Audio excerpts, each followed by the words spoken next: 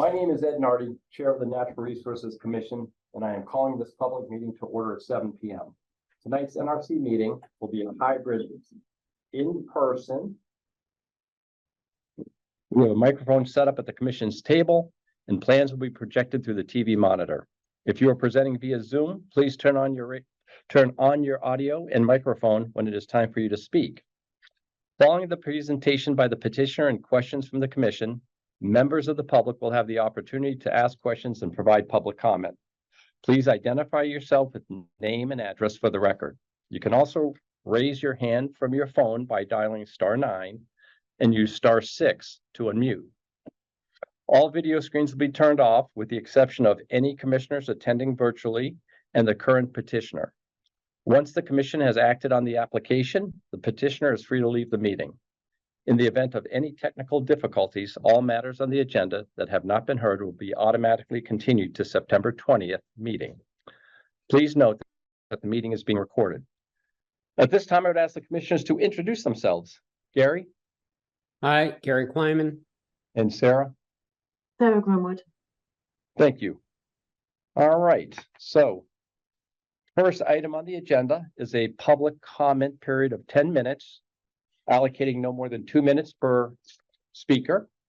And so is there anybody would like to have a public comment? And again, they're limited to things that are not on the agenda this evening.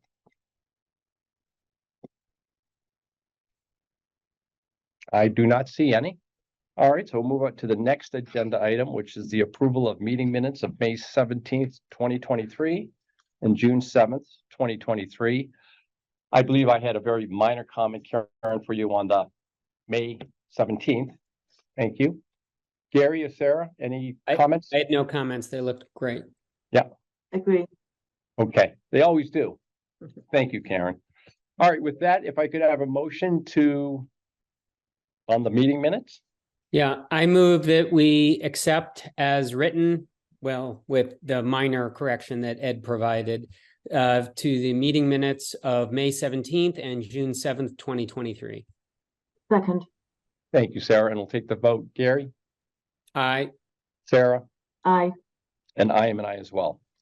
All right, any general comments from the commissioners this evening? Not for me. All right. Nope. All right, thank you. Director's update. So a couple of things for you. The conservation crew has finished up for the season. It was another short season this year. We still have Will, our land manager, and he's working with volunteers to keep the conservation land management effort going. Our ranger is out. She broke her leg. Oh. Yeah, she slipped off a coir log at White Pond, working on some restoration out there. Yeah, When did that happen? 2 weeks ago. Oh, boy. Yeah, So that's it's unfortunate. not a terrible break. Yeah. But she is in a brace, and September 5th we'll learn whether when she can come back. Conservation land improvements at the old rifle range. The Trails Committee Chair Bob White and other trail stewards have been working on historical signage for the old rifle range, the rifle range target butts, and the information on the raising and the lowering of the targets that used to be an actual training grounds during the before the First World War. And so the targets are set at specific distances, those concrete structures. And so Bob White has really taken a great effort to clean those target butts up. He's put some retaining walls around them to kind of protect them from being further washed in, and he's developed some nice signage that is up there. And so when you get a chance, take a look at that. It looks really nice. Bert is working with the engineering department for survey design and permitting services for that section of very narrow trail at the old rifle range that we're looking to just widen so that we can pass 2 people comfortably. That's a project that Bert and engineering will be working on over the winter.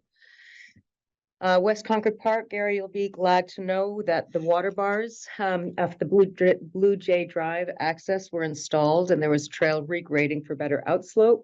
So we hope that addresses the pretty bad gullying that we've been seeing out there. So when you're out there next, take a look and let us know how that's working. Punkatasset Preserve. This may be a repeat, but I don't think I mentioned this at last meeting. There were 5 new water bars installed by Eagle Scout Lincoln Green. That was part of his Scout project. And there's an invasives management workshop that's upcoming in, I think we'll have that in sort of mid-September. The Warner's Pond Dam removal preliminary design. We had the evaluation committee meet and review the proposal. I'm developing the contract now. I did receive approval from the town manager to award that to EA Engineering, and the neighborhood group discussion that we had been talking about holding in the first week of September to talk to the abutters and just kind of hear more information from them. That is postponed, and we'll look to see if we can schedule a date the following week. I think. Yeah, that would makes be sense. great. It was just, they reached out and said it's just a tough week. It was It's a the, busy week for a lot of people. Labor Day, School, back to school. Oh, all yeah. kinds of- Yeah. CPA applications, Bert is working on preparing the application for the Hillcrest Conservation Land. There are some dilapidated steps that were put in the 80s, is that Yeah, right? yeah. As part of an Eagle Scout project that need to be replaced. So this application will be for survey design, permitting and cost estimates, and then the plan would be to go back next year for CPA funding to construct. And I'm working on another Haywood Meadow wall replacement project. Okay. There's one more down by Millbrook that is actually sort of undercutting the sidewalk a little bit. So we'll see if we can get the funding and then pass that off to Public Works Mhm. to implement that. And then there's a possible project at the Barrett Farmhouse. There's, as you recall, the farmhouse has 2 units for the farmers there, and one of the units is a 1-bedroom. And the farmer is looking to do a 1-bedroom addition. So we're looking to see if we can get CPA funds to do that. There are other housing initiatives that the housing groups are interested in, so we may look at other opportunities, perhaps ARPA funding, perhaps capital. We're still trying to work that out. Mhm. The applications for CPA are due September 8th. Wow, So that's coming right up. It is coming right Wow. up, so we'll figure that out, hopefully this week. Ag Day is September 9th between 10 and 2, and Natural Resources will table again with the Concord Land Trust. And the Art Ramble was installed at the town forest this weekend and will run through November. So I will be going out there to check that out. I haven't had an opportunity yet this week to do that. That's it for me. Thank you. That is plenty. That's a full list. Appreciate that. Sure. All right, so I think we've got some continuances. We've got, the first one up is certainly for DEP file 1371634 through September 20th. Gary, could I have a motion on that to continue that one? Sure. I move that we continue to September 30th without discussion. Dartmouth Group, 1024 Main Street, DEP file number 1371634. Second. Thank you, Sarah. And the vote, Gary, Aye. Sarah, Aye. and I am an I as well. Moving on to the next continuance, that is to be opened and continued to September 20th. Sure. Thank So I you. move that we open and continue to September 20th, 2023 without discussion. DEP file number 1371652, 256 Bedford Street. Second. All right, and the vote, Gary, Aye. Sarah, Aye. and I am an I as well. And then lastly, we have one last one, which is to be continued to October 11th. So I move that we open and continue to October 11th without discussion. 166 Commonwealth Avenue, it's DEP file number 1371643. Second. All right, and the vote again, Gary, Aye. Sarah, Aye. and I'm an I as well. All right, so now we'll move on to our continuances to be heard this evening. The first one up is Notice of intent, 311 Garfield Road, DEP file 137-1647. Good evening, Commission members. Good I'm evening. Rich Kirby from LEC Environmental, and with me tonight, project landscape architect Tim Lee.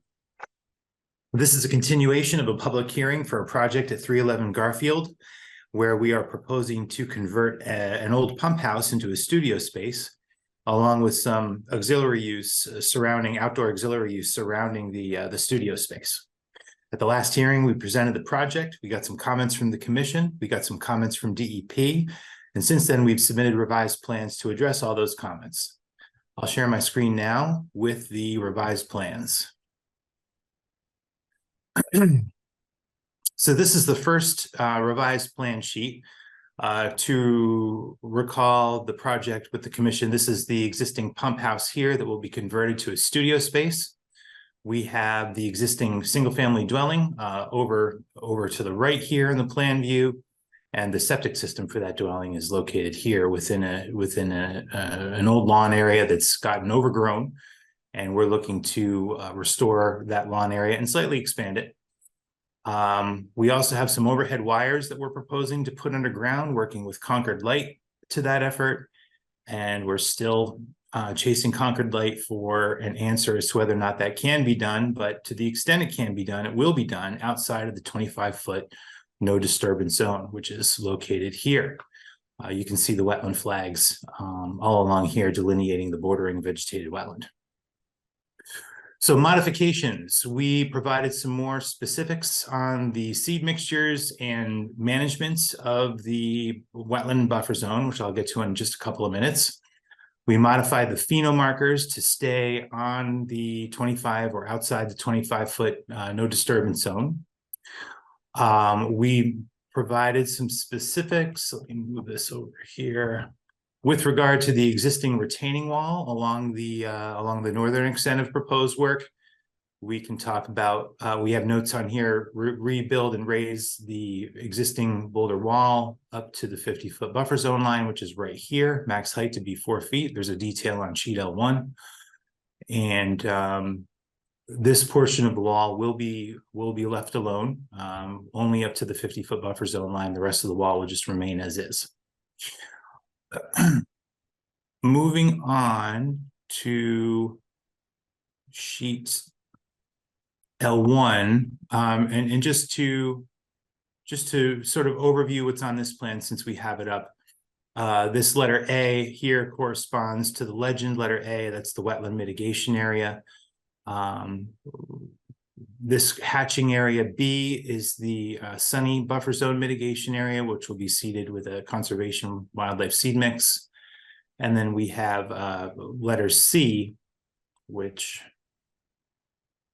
bear with me here, is in this zone over here where it's a little shadier, and we specify a partially shaded area roadside seed mix.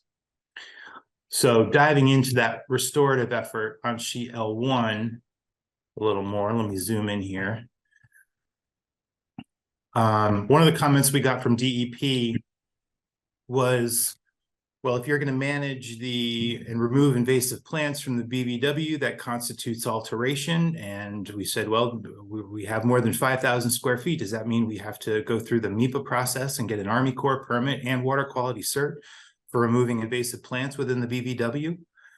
And it was suggested that perhaps by removing a particular porcelainberry in this case, which is the dominant invasive plant on this site, maybe the porcelainberry covers 5 or 10 square feet, but the act of removing the porcelainberry and pulling the root from the ground, perhaps you're only altering 1 square foot of actual land, which of course is what the trigger is for alteration under Army Corps, which is water quality cert, which gets you to MEPA.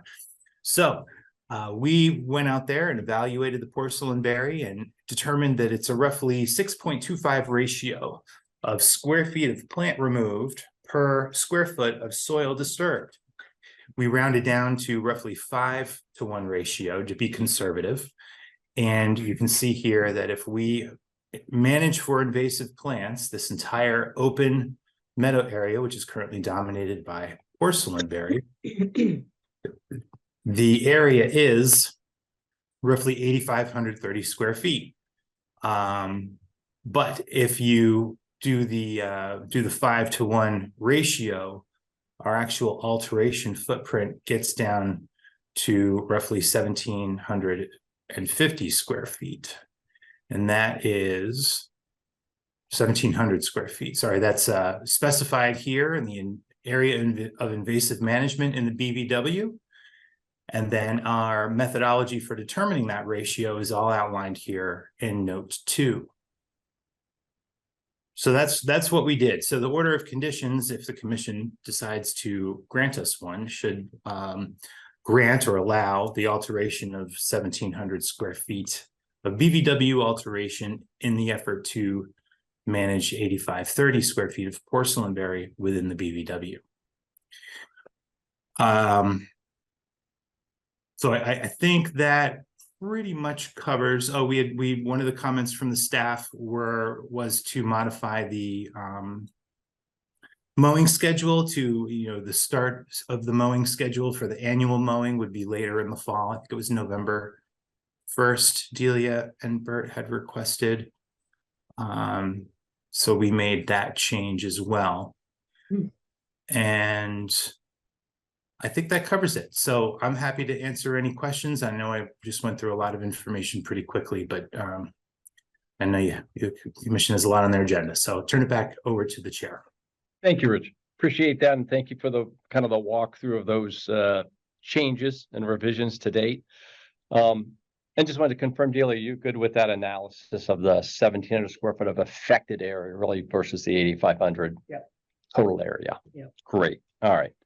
Thank you for that. Other than that, I think the other revisions that you kind of were just walking through and checking the box seemed relatively straightforward. So thank you for that. I don't have any further questions. Sarah, please. Were there also some Norway maples to come down?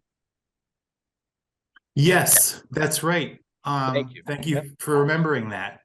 And I'm going to actually turn that question over to Tim Lee, because Tim went out to the site and evaluated the extent of Norway maples on the property. Tim, let me know where you want me to point, and I will. Is it this sheet or is it L2? Yes, you can. There's a note actually right there, Rich. Oh, here it is. Right. Yeah, there's actually 3 Norway maples right there along the roadway or driveway that we identified for removal. We didn't identify any others in the areas that we could, we could actually get to. But those are the 3 that we have marked on the plan as for removal. Great, thank you. And it looks like there's also some burning bush to be removed as well. Right. And noted on the plan. Thank you for that. And thank you, Sarah, for pointing that out. Gary, any comments? No, looks good to me. Okay, great. Any public comment regarding this application? Don't see any in the crowd. I see a hand up for Nathaniel. Is that inadvertent? I would. That's the mouse. Oh, cursor. so yeah. That takes care of that hand. All right. So I think with that, I do believe we have a order of conditions prepared. I think, Gary, you have that one? I think that's me. Is it? Yeah, I think Sarah. Yeah. Oh, I'm sorry. Sorry Yep. about that. So Yes. I move that we close on 311 Garfield Road, DP file 1371647, and grant issue an NOI for order of conditions, with findings A, E, and C, standard conditions 1 through 20, and special conditions 21 through 59. Thank you, Gary. Yeah, sorry, second. Thanks very much. And we'll take the vote. Gary, Aye. Sarah, Aye. and I am an I as well. Thank you, Rich and Tim, and good luck with the project. Thank you all very much. We look forward to receiving the order of conditions and meeting with Delia or Bert out at the site for the pre-construction meeting. Great. Thank you. Have a good night. You too. All right, so the next project before us is a notice of intent. Nope, excuse me, it is not, it is a notice of intent for 1266 Monument Street, DEP file 137-1649. Hi, Good evening. hello. You hear me all right, I'm assuming? Yes, All right, so hi, my name is Nathaniel. I'm with Stancy McNary. I'm here for 1266 Monument Street. So I'll put my screen up, but so I'll try to be brief, but based on what we discussed at the last meeting and comments that we got from staff, the changes are limited to adding invasives removal for the area that is behind the existing fence. So that's been specified on the plan and noted that it's going to be with hand removal and fully removed from the site. And other than that, we also added the Concord tree protection detail, which is on here now. And those were really the only two plan changes. So there's no need for me to go on about them. So I'll turn it back to the board, but if there's any questions or anything like that, I will take them. thank you, Nathaniel.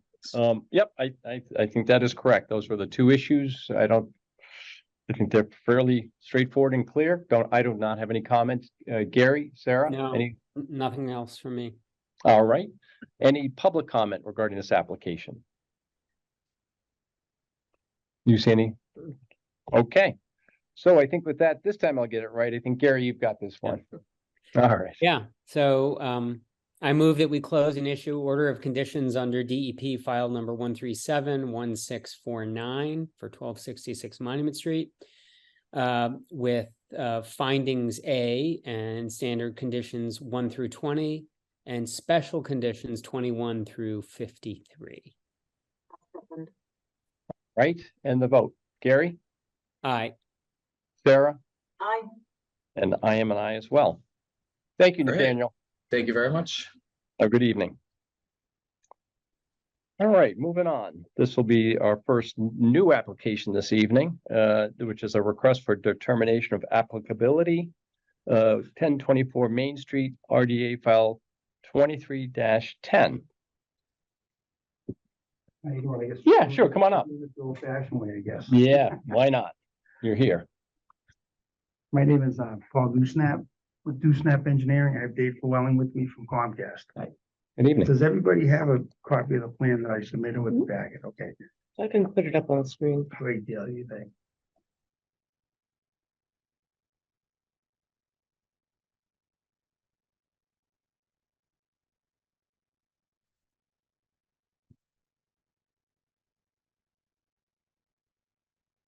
What are you doing out there, Concord? So we have a damage cable. We've been in front of the commission before. I don't know if Mm-hmm. you recall. We have another damaged cable out there at building 19. Runs from a lockbox on as you're looking at you're on the right side of building 19, says lockbox. Continues along the rear of the building over to the other two lockboxes between buildings 19 and 20. So it's a direct bury cable. Dave can get more involved with the jacket of the wire type and so forth, but we're looking to put a 4-inch conduit in the ground. Put a wire into that conduit. That way, hopefully it solves any, future problems way down the line. Gotcha. Well, I appreciate clarifying that too, because I thought there was maybe a conduit there and the conduit got crushed, but it's just direct burial at this point. And I think that's like the whole. Most of the entire complex is direct buried. That's just how they did it back when it was installed, probably in the 80s, roughly. Yeah. Unfortunately. And these things happen because the jacket wears out over time Correct. or just settles and stretches Breaks it or. down over time, water gets in there and Yeah. deteriorates the cable, and then we get a service call and, it's direct buried, so we can't just replace it because of the resource area. So that's why we're here today to get permission to do it. Yeah, is there thought about, because this isn't the first time this has happened, is there thought about just doing an overall replacement of the direct buried cable so that you don't have the service or the Concord Green doesn't have the service interruptions? They did kind of look at that, but you know, it's really based on customer issues with their lines. If there's really nothing wrong with those lines, that, you know, the thought is, you know, we're not gonna replace it and it could last for who knows how long. So there's really no long-term plan to go in there to, you know, blanket the entire complex and replace all the drops because, you know, some of them could last, you know, another 20 years or so. We really don't know. If it ain't broke. Right. Kind of, yeah, you're right. Okay. You're right. Right, it just, I mean, from the conversations that we've had, Right. when it happens, Yes. it puts people at a big disadvantage, so, Exactly. but no, I understand that. Yep. If it ain't broke. And- concept. And obviously, you know, the simple preference is you go around the other side, right away from the resource area, but if you could just give us and everyone just 10 seconds why that is not feasible. So if we were to come around the other side, it Mhm. would be a major disruption to all of the tenants in that building because the entire cable plant would have to be reconfigured to have the cable come into the front of the building now, and we would have to go into all the units and rewire all the units also. So we would be removing sheetrock and fishing wires to the walls. It would be a major disruption. Sounds like it. All right. And did you receive that email Yeah, response? yeah. Okay, cause I put an email response. No, I appreciate it. I just wanted to get, just as part of the public comment, Okay. that's all in terms of, you know, why are we so Mhm. close to the resource area? And then just last question for me, obviously, this doesn't have to be at a great depth, right? In terms of the proposed conduit and cable. Just curious, how deep do you go down to place that? Typically, we go 2 feet to the top of the pipe. Oh, really? So that way there, if, you know, if the landscaper come in and was planting shrubs or something along that line, the chances of them of striking that conduit, now it's gonna be in a conduit. So the chances of damaging that are, you know, are minimal because Yeah. of the depth and now in the pipe. Okay, and how would you trench it? Is that a ditch witch or how do you handle the trenching for that? A lot of it's probably gonna be hand digging. Yeah. or a small machine, depending upon what the, you know, the area in the rail that. Yeah, they'll use a trench bucket, so it'll be the smallest bucket they have just to get in there. Place, I believe a 6-inch bucket they should have. Right, yeah, why move is, you don't have to Like move Dave much, said, try if not to it's- move. Once you get into the rear of those buildings, if it's tight, they'll hand dig. Yeah, because a couple It is, conditions yeah. look Pretty tight. pretty tight, Yeah. right? And we have to hand dig around the other utilities anyway because of the dig safe law. Yeah. Okay, And we will show the straw wattles and they'll do a pre-construction meeting with Delia. We can notify you. okay. Well, that's Thank actually you. my one question, which is that, I mean, so there will be straw wattles on the outside of any access, you know, if you're bringing a Bobcat or something like that back there, it'll be inside, all of the access will be inside the straw wattles or away Right. from the resource area, right? Mhm. But Okay. it does look tight. It doesn't look like you're gonna be able to get something in there at that, you know, 17-foot A corner. very small machine. Yeah. There's some slope to it as well. Yeah, you can see it grade off. Yeah. Yeah. Sarah, any comments? Are you good? You good? Yeah, I'm good, thanks. Okay. Any public comment regarding the work at 1024 Main Street? Okay, not hearing anything. I think we do have a staff recommendation. Sarah, would you want to take that? Gary, I think you were going to take that one. Sure. Yeah. I Okay. move that we issue a negative determination number 3 with the following conditions. Number 1, a pre-construction conference will be held with DNR staff prior to commencement of work. And 3, after the project has been completed, applicant shall, I don't know what 2 was, but 3, after the project has been completed, the applicant shall submit a letter to NRC stating that all work has been conducted in accordance with all conditions of this determination of applicability. Any changes from the RDA shall be described. So maybe that's only 2 conditions. All right, 2 conditions, yeah. I second. Thank you, Sarah. Take the vote. Gary, Aye. Sarah, Aye. and I am an I as well. Thank you. Appreciate it. Thank you. Good luck with the project. Thank you. Have a good- Have a good one. All right. Let's see. Our next application this evening, 241 Barrett's Mill Road, DEP file 137-1651. Hi, Nathaniel? that's me. Yeah, I All thought right. another one was before this. I'm ready to take it, but. It was, but it was continued. Oh, okay. That's fine. I'm ready anyway, so sorry about that. All right, so hi, my name is Nathaniel. I'm with Stancy McNary. I'm not sure if Angie is there in person or not. Yes, she is. Okay, great. Okay, cool. All right. So You can come up if you like, or you're good. Okay. okay. You bet. All right, so this is for the work at 241 Barris Mill Road. So it's off of Barris Mill Road. It's a single family house. And there's quite a few. Can you zoom in, please? Yep, no, I'm gonna, yeah, I'm just talking overall. So going from, I'll talk about the resource areas first. So there is a Spencer Brook, which is a perennial stream, runs along the western side of the site. So that is a perennial stream. So there's a 200-foot riverfront area on this site, which takes up much of the lot. There's also a BVW associated with it. And I'm hovering over the 100-foot buffer zone right now. And there's also a borderland subject to flooding, which comes in very close to the house right here.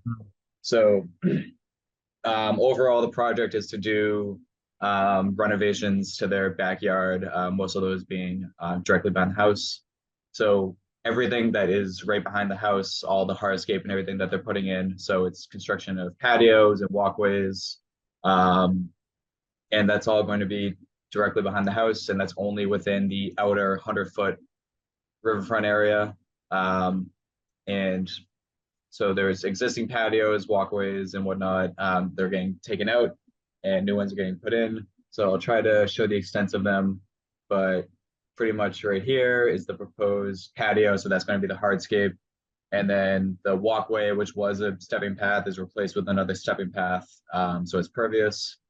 And although a portion of this is within the floodplain, the BLSF, prior to submitting this, the landscape architect had run a previous plan by the planning department, since the ZBA handles floodplain special permits. And their recommendation was that so it previously had small retaining walls on it. Their recommendation was that if those were taken out, if everything is built to grade, that this will not alter floodplain and not need a special permit. So the landscape architect put some extra consideration in, took those structures out, and proposed everything so that it would all be built to grade. So no changes in the floodplain are proposed, no loss of flood storage is proposed, so none is required to be replaced. So even though it takes up an area because it's not filling or removing storage, there's no compensatory work that's needed. So that's everything that's around the dwelling. Like I said, it's all in the outer 200-foot riverfront area. I believe impervious areas as a whole throughout the site are decreased, but regardless, there's a planting area right behind the hardscape, about 905 square feet. And that's the one that's just immediately behind the house. There's other areas around site on the landscape plan where they're doing plantings, which I'm sure Angie could talk about more. And then other than that, so the work that is within 100 feet of the wetland is for the two sheds. So one shed right here, sort of closer to the street, is partially within the 25-foot no disturb zone, and the entire thing is within the 50-foot buffer zone. So they're proposing to fully remove that and take it out and restore the underlying area with loam and seed it.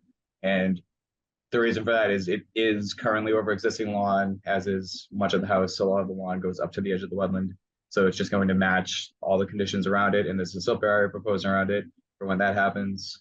And the other shed, which is outside the 25, but partially within the 50-foot no build zone, sits on a concrete slab in a sort of a large barn almost. And they're going to remove it, but they're going to leave the slab so they can minimize the earthwork. And they're going to build a new shed over the slab. So the darker line right here that I'm hovering over is the extent of the new shed, excuse me. And the slab will stay there, but because it had some overhangs and everything like that, the work is not getting any closer, and there's a very tiny reduction in the impervious area that's within 50 feet of the wetland. And again, the reason for that being that they wanted to reuse the slab that was there, and to minimize the earthwork also.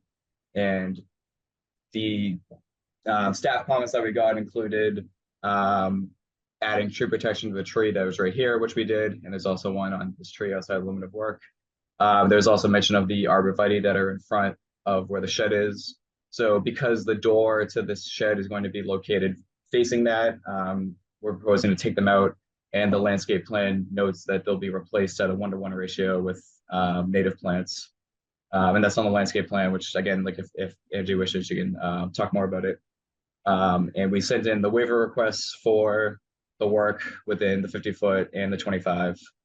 And other than that, I think that does cover everything. So if there's any questions, I'll take them, but thank you. Thank you, Nathaniel. Are you all good with the waiver requests? Okay, good. Angie, do you want to say anything, or you don't have to? I don't have to, but for the record, Sure. Angie Burge from Angie Burge Landscape Design in Carlisle. I did prepare the landscape plan in addition to the planting plan. Again, in going back and forth with planning and engineering, we developed and kind of culled down our plan to make sure that we were trying to minimize any sort of soil disturbance, especially with the shed, understanding that that concrete slab has been there for not quite sure how long. The existing barn is in disrepair, and I think that's why the prior owners put up that row of arborvitaes that's very unnatural looking. The idea being minimize the structure, but again, keep the slab as is. Okay, thank you. I think it's, again, thank you, Nathaniel. I think it's relatively straight away, if you will. Gary, Sarah, any comments? No, it looks like a good project, reducing all the influences, so looks Yeah. good. Yeah, I agree. Okay. Any public comment regarding this application? All right, hearing none, I think, Gary? So then I would move that we close an issue in order of conditions under DEP file number 1371651 for 241 Barrett's Mill Road, with standard conditions findings A through C, and then standard conditions 1 through 20, and special conditions 21 through 53. Second. Thank you, Sarah. And the vote, Gary, Aye. Sarah, Aye. and I am an aye as well. Good luck with the project. Thank you, All Nathaniel. right. Thank you very much. See you later. Have a good evening. All right, our next application before us is for 103 Pilgrim Road, DEP file 137-1653. Please.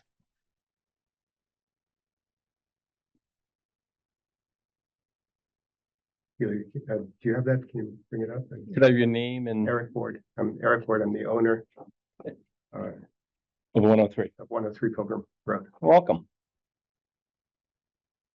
What I'm planning is, this is one of the original developer capes in that neighborhood. I'm planning a modest renovation, essentially an energy upgrade. To involve replacing the heating system with heat pumps and new insulation around the envelope roof and sides, new siding, new windows. And along with that, tear down a dilapidated porch and replace it with a slightly larger, I think the porch is about 200 square feet, replacing it with a larger porch of about 340 square feet. And also a stair to the backyard. The proposed work encroaches a little bit beyond the 100-foot buffer zone. And I think the total area is about 120 feet of new construction beyond the current porch. And so we're proposing to mitigate that with some native plantings in the what is currently lawn in the backyard. Okay. And have you had dialogue with them in regard to some of the requirements? Yeah. Okay. So, all right, so obviously looking for, I think it's a section you're looking for, Bert, in terms of the cantilever portion of the Yeah, so I project. think if you could add some sort of plan detail or something to demonstrate that the cantilever portion is gonna be above that flood zone elevation onto the Okay, plan. yeah. And then also, did you see the comments from DEP that I sent along to you? Additional Yeah. explanation. Yeah, description yeah, of the so just an project. additional narrative with a little bit more detail. And I would think we'd require, if we're going into the 100 for mitigation purposes, right? There's a little, as you say, 120 feet plus or minus. So I think you'd kind of show us that and then show us the mitigation area, right? Yeah, as it well. actually is showing on this. Yeah. plan. Is it? Yeah. It's up above. It's these, but they should be replaced with natives. Oh, yes. Yeah. Yeah. I mean, I'm So- flexible to, actually, this was proposed by, I went to Mahoney's and they proposed this as a native. range. So it, see if you can get the Latin name Okay. and, something that's pinky pollen doesn't sound native. All right, But we can help you, you know. And you've You're got looking for it. some hydrangeas, I mean, you Yeah. just, you know, I mean, there's oak leaf hydrangea is native. And is the mitigation 1-for-1? It is, because it's in the outer buffer zone. Oh, okay, okay. Yeah. Yeah, so 130 square feet, Plus or minus. this is Yeah. 112, yeah. Yeah. Right. Okay, Yeah, so if you could get, just when you're done with your final revision planning, exact square footage, exact mitigation and the areas you suggest with native plantings. Okay. All right, I don't think there's anything else popping up at me. Gary, Sarah? no. Curious about that cantilever detail, but, Yeah. if Bert's following up on that. Actually, that was suggested, the new addition extended probably 18 inches over the, or 12 inches over the 100-foot setback. And it was actually suggested by the building department, why don't you cantilever it? Because the framing is in that Mhm. direction anyway, to avoid a special permit and just stay out of the flood zone. And it's very easy to do. Good, okay. Well, are you good continuing to September 20th for the revisions and clarifications, et cetera? Okay, yeah, Okay, trying to get a building permit as soon as possible. understand, just have to, I think it's a fairly small list here. So if you can, and I think meeting the September 20th, you'd have to have those revisions in a week from Friday. Correct? Okay. So you can be on schedule for the 20th. Okay. Yes. Oh, yes, thank you. Thank you, Karen.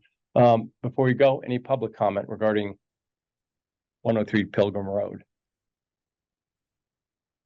You don't see anything on the? No hands up? Nope. All right. All right, so I think we're good to the 20th. All right. Thank you very much. So, I just suggested that maybe we take, take some items out of order. All right. And so to jump to 460 Garfield and then to 460 Garfield. Grady's Eagle Scout project. Are we, 7:45, I think we're okay. To going to Garfield, right? 7:45? is that, I think so. yes, Yep. Evening, sir. She's good with that? All right. Is that all right? Yeah, we're okay. All right, excellent. That's some time. You guys got the plan up there? Do you guys need me to put the board up or? No, we can You pull that utilize the up. Plan on the video. Yeah, we'll pull it up on the video. All right, wonderful, excellent.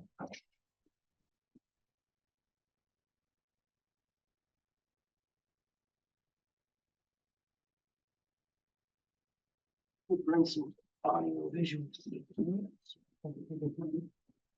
Mr. Chairman, members of the commission, Kenneth Lanier, Cornerstone Land Associates, here with Mr. Bailey at 460 Garfield Road. Evening. We're here tonight for two reasons. The first is the certificate of compliance for an original order of conditions that was issued for this project back in, I believe it was 1983. A little bit of time has A passed. little bit of time. Mr. Bailey was unaware. He actually constructed the house himself, sent me some wonderful photographs of him and his family Oh, building okay. the original house. That was part of the farm beside it. Then broke that lot off of Mr. Bailey and Brigham broke it off for you. Yeah, for. Brigham's brother. Yes, Brigham. Okay. Yeah, yeah. Part of Brigham Farm. Absolutely. all right. And we're here to obtain that certificate of compliance. For that original order, the house was constructed in the original spot. The septic system was slightly modified. I do have a copy of the original septic system plan that was used in the notice of intent application. Mhm. I believe you guys have that on record as well. One of the questions was, this particular plan didn't show the deck on the rear of the home. So there was concern that the deck was constructed outside of that original order. But we did have the original house plans that do show the deck. And Mr. Bailey was nice enough to provide me with some historical photos of his original house construction. I don't know if you can see it there in that corner, a little bit of evidence of the railing from the deck coming down off the rear of the home. And then Mr. Bailey also had copies of photographs showing the sonotubes in the rear of the dwelling, pre-prepared for the installation of that deck. And there was one other good one you sent me, Mr. Bailey. It was from the rear of the home.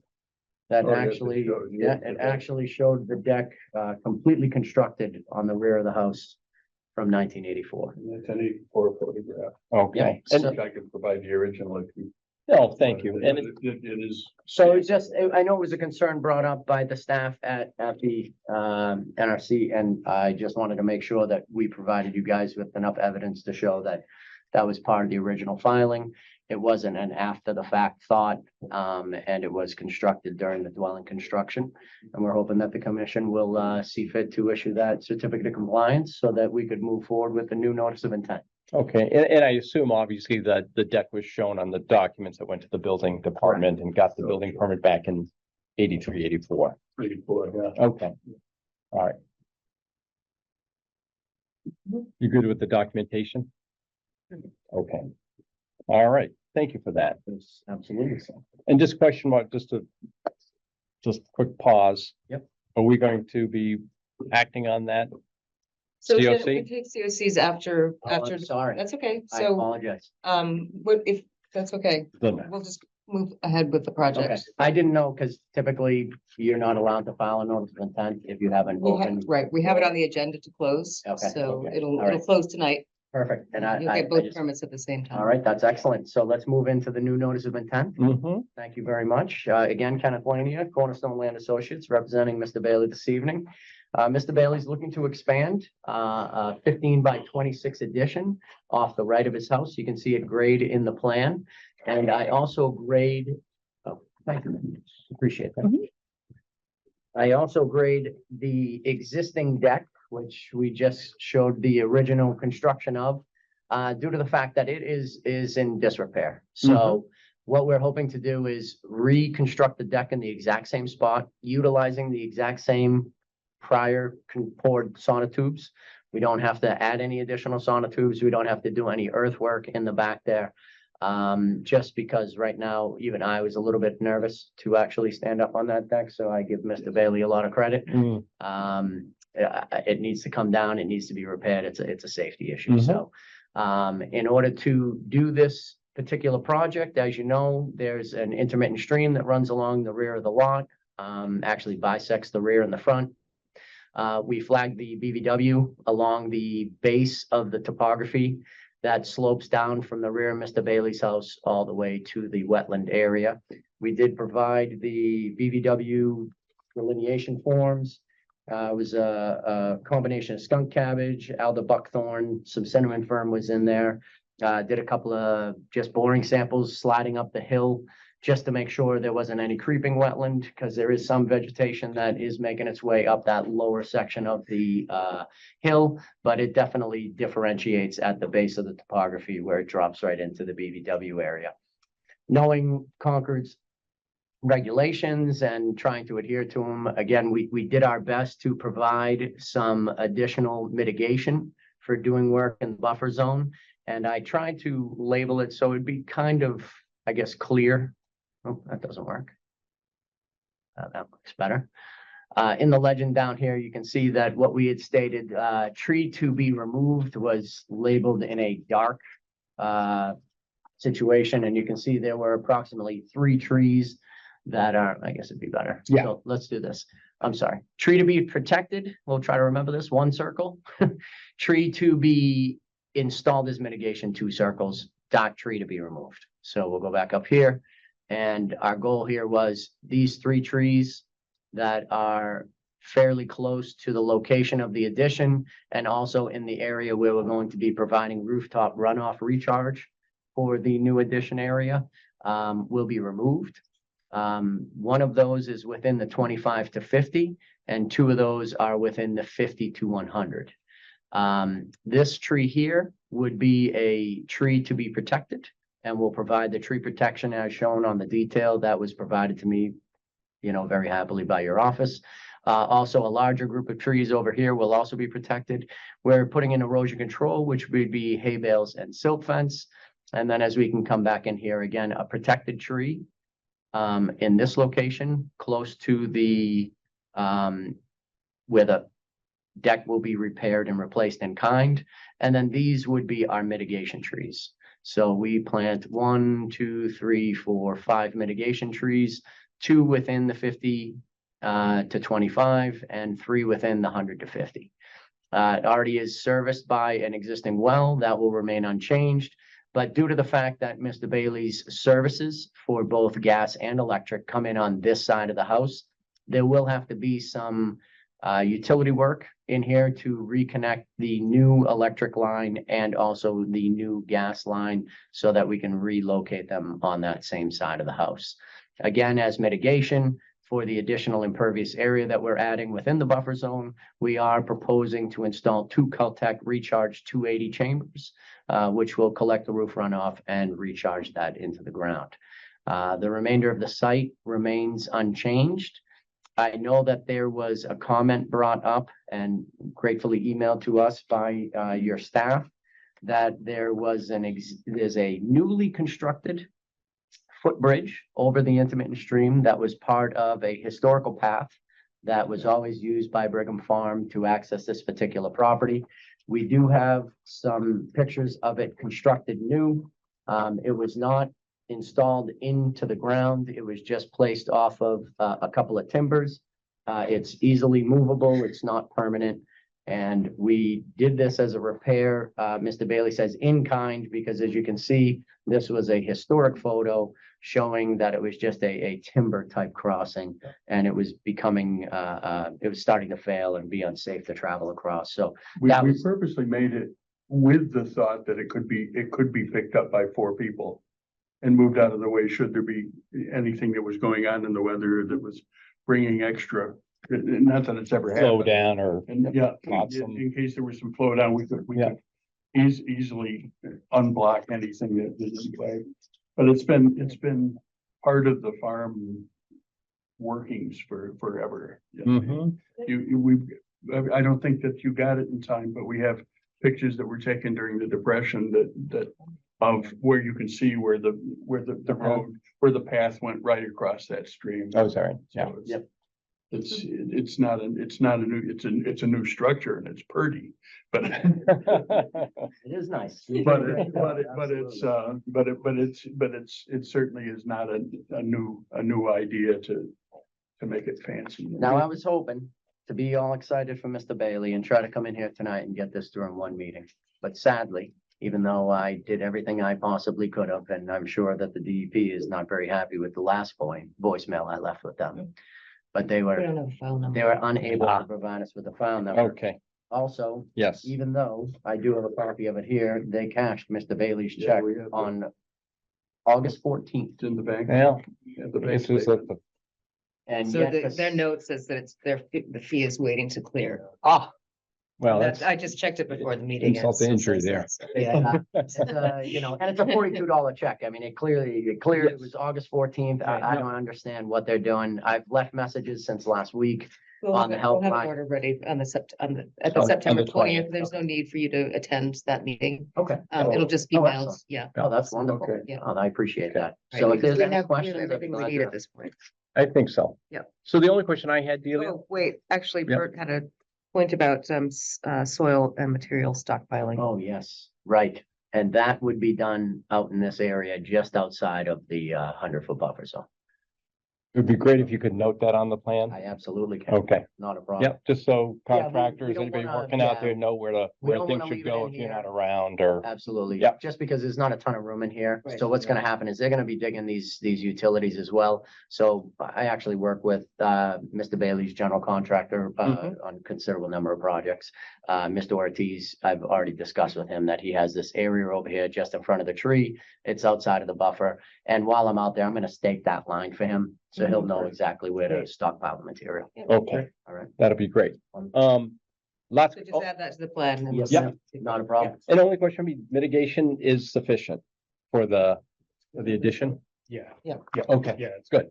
This is more just tree and Right. et cetera. All Yeah, right, it's not and nice enough that where we're putting the addition, it's already kind of like an open flat area. So it's not a ton of disturbance in that area. It's already been kind of utilized by Mr. Bailey for some storage of materials, for prep building his walkway and that type of stuff. So it's ready to go. and the trees are specified. I did specify. Okay, and you're good with those in terms of the typology, making sure they're native? Say they were going to be. I apologize, but I can't read. Red that oak if and my- red maple. Yeah, I can't Okay. read that if my life Yep. depended on it. Sorry. A little fuzzy as Yeah. well, so. I bet I could put my glasses on and still not be able to read it, so. All right, so without that order, without the number, so I would again, request a continuance. we can continuance, again, you shouldn't have to show up, we'll have an order of conditions ready to go. Wonderful. All All right. right. I appreciate your time this evening. Thank you very much. Thank you very Thank much. you all very much. Appreciate it. Have a good evening. All right, You ask if anybody. Oh, disagreed with yes. it and make a yeah, motion. geez, This guy knows better than, we're all doing this. Oh, you Wasn't- did? wasn't a good one. thank you. This guy's I better was than we doing are. well until I tripped up here, I so. apologize. Any public comment regarding this application at 460 Garfield Road? Nope. All right, so what's the other one you want to take out of order? Grady for the Eagle Scout. Please, come on up, Grady.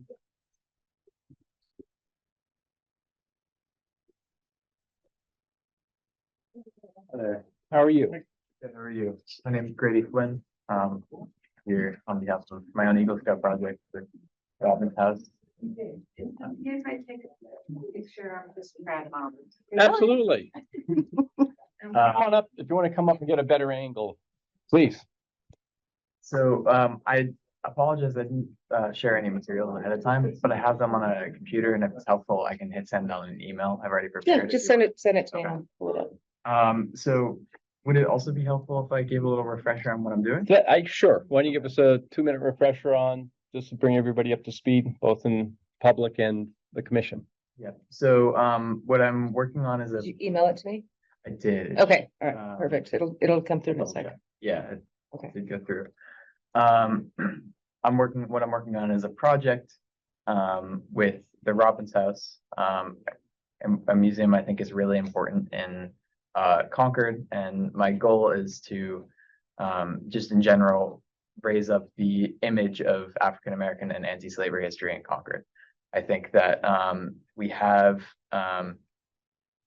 the history of the revolution, and we have a lot of really famous authors from Concord. And in our schools and in day-to-day talking and any tours we do, those are really paramount in how we consider the town and its history.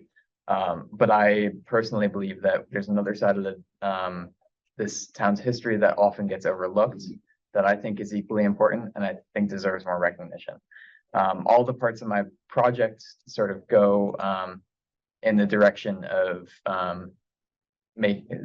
sort of raising up that history and the aspects of the history that are there. So what I'm asking of the Natural Resources Commission is as I'm sure you all are aware, in the Wright Woods Forest, Fairyland, that area, a lot of that land used to be owned by Brister and Fenda Freeman and their family.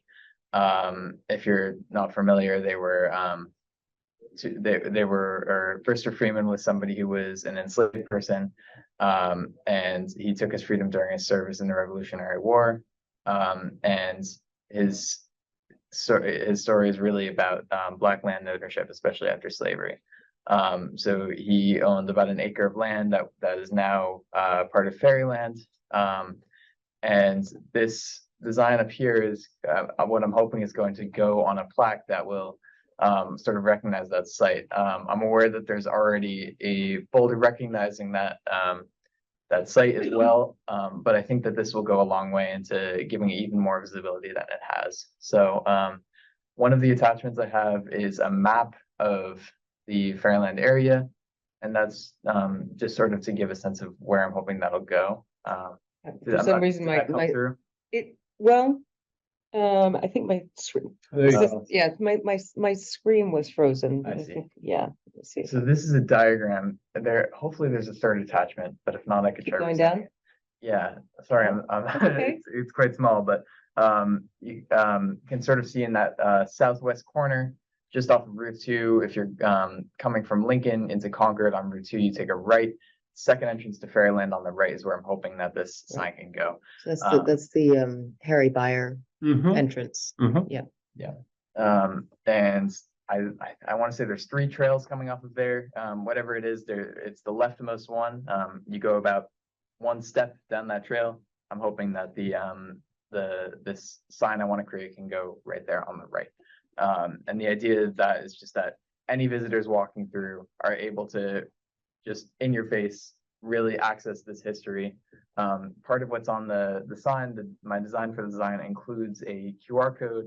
Another aspect of my project is creating a set of audio excerpts read by high school students, because one of the bigger picture ideas of my project is also to raise awareness about African American and anti-slavery in this town among younger people.